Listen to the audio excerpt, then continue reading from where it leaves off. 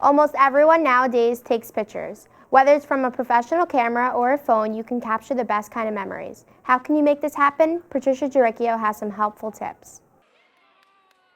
Many students have a dream to be a photographer. It might seem like an easy profession. However, it requires talent, creativity, and technical skills. There are certain methods that are essential to doing a good job. We talked to a professional photographer who also happens to be a science teacher here at Washington Park School. Ms. Carnamola has been taking pictures for many years.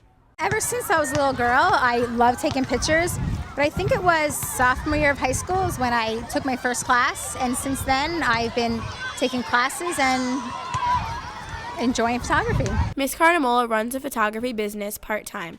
She switches between her Nikon and Canon cameras, taking portraits of family, children, and newborns. She says she prefers using her professional camera rather than a smartphone. Definitely a professional camera. I feel like for a phone, it's more for if you're going to use it to upload on social media. But a professional camera is where you're going to get the best quality. Ms. Carnamola demonstrated how to take pictures with a wow factor and gave us some great advice. The best advice would be to invest in a good camera and learn how to use the camera. Ms. Carnamola explained that aperture and shutter speed have to go together and they are affected by the lighting. Those three elements will help you take a nice focused picture. She also advises to always shoot in manual. And I'm going to give you just two basic things that you should learn how to use on the camera. They are shutter speed and aperture. And what shutter speed is how fast the shutter opens and closes.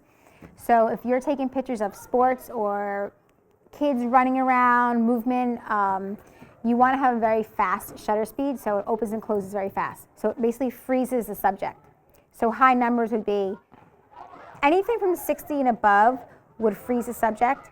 It goes up to like 4,000. Anything below 60, it's going to open and close slower. So if you're moving, you're going to be blurry. So you'd have to use a tripod. So you only would use a very slow shutter speed if you're taking pictures of landscapes or still life and you use a tripod, because even if you're holding the camera and it opens and closes slowly, your movement of your hand is going to blur the subject. The other thing you need to know is aperture. And aperture is how, think of it as like of your eyes. So aperture would be how wide or small your opening is that you're looking through the viewfinder. The wider it is, the less depth of field, so just you would be in focus and everything behind you would get more blurry as it goes wider. So if you're taking portraits, I usually do a very wide aperture, which is a low number, a 1.8, a 2, a 3, and that's going to give you the subject in focus. Everything else is going to be blurry behind. You can see on this one here with my son, he's just in focus and everything behind him is blurry, so he's the main subject. Okay.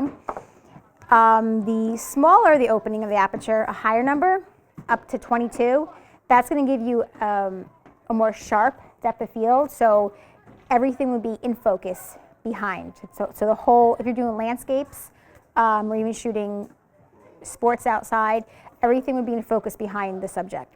This one here, my aperture, I'm not sure, but it was definitely very low, 1.8 or 2, so that the background is blurry and just my kids weren't focused. If I'm shooting, a sports game or just the kids on the beach playing around, I don't do aperture priority. I just basically focus on just what the lighting is and make sure they both go together. It also takes hard work and dedication to develop these skills.